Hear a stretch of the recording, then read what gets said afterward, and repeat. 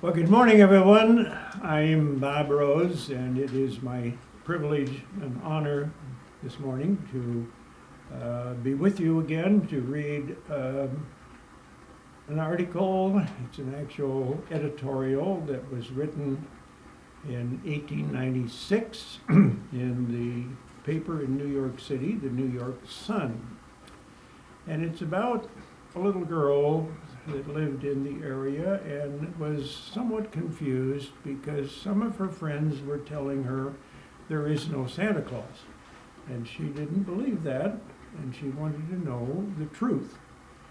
And so she asked her parents, and her parents were great believers in if you saw it in the newspaper, it had to be so. And the paper was the New York Sun. And so they would say, well, if it's in the Sun, it is so. So rather than explain to her, they suggested that she write a letter to the editor and ask the question, which she did.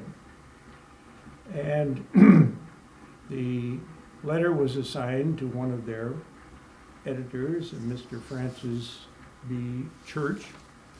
Remember, this is 1897, and he wrote this editorial that answered her letter, published in the paper the very next day.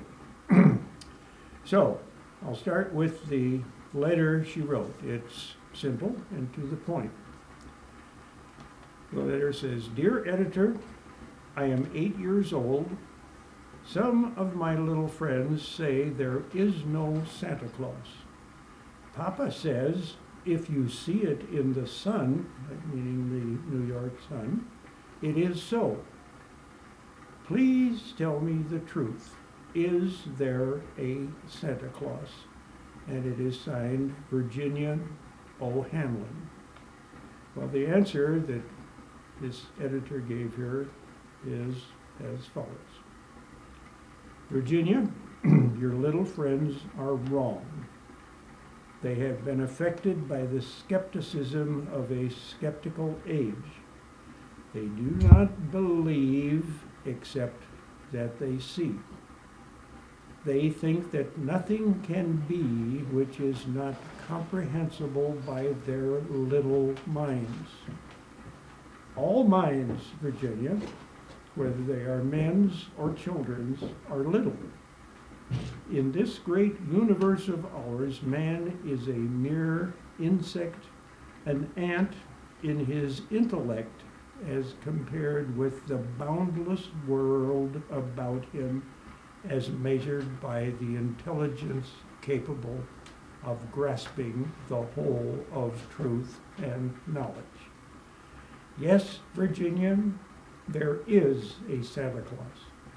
He exists as certainly as love and generosity and devotion exist.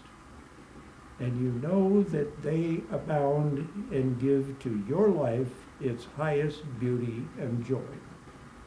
Alas, how dreary would be the world if there were no Santa Claus. It would be as dreary as if there were no Virginias. There would be no childlike faith then, no poetry, no romance to make tolerable this existence. We would have no enjoyment except in sense and sight. The eternal life with which childhood fills the world would be extinguished.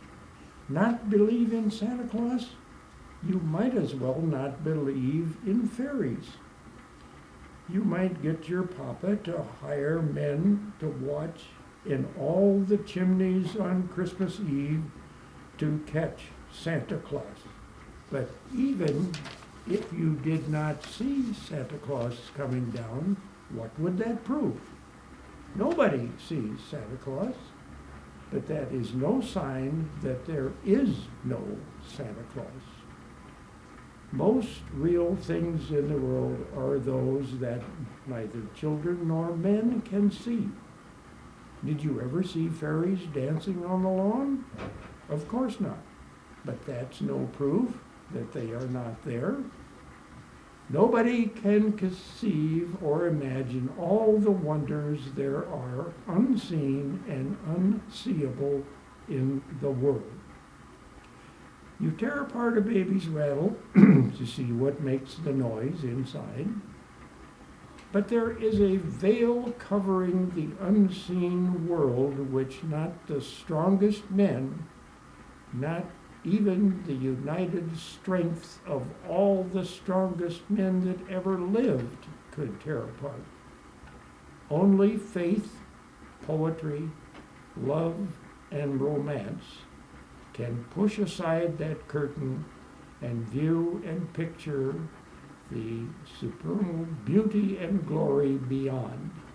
Is it all real? Ah, Virginia, in all this world there is nothing else more real and abiding. No Santa Claus? Thank God he lives and lives forever. 1,000 years from now, Virginia, nay, 10 times 10,000 years from now, he will continue to make glad the heart of childhood. That is signed by Frank B. Church, editor of the New York Sun, 1897. This is probably the most famous editorial ever written. It has been reprinted thousands, hundreds of thousands of times, and it really tells the story. So it has been my privilege to read it to you. My wish to you all is to have a very Merry Christmas and to enjoy all the gifts that Santa Claus brings you this year. Thank you very much.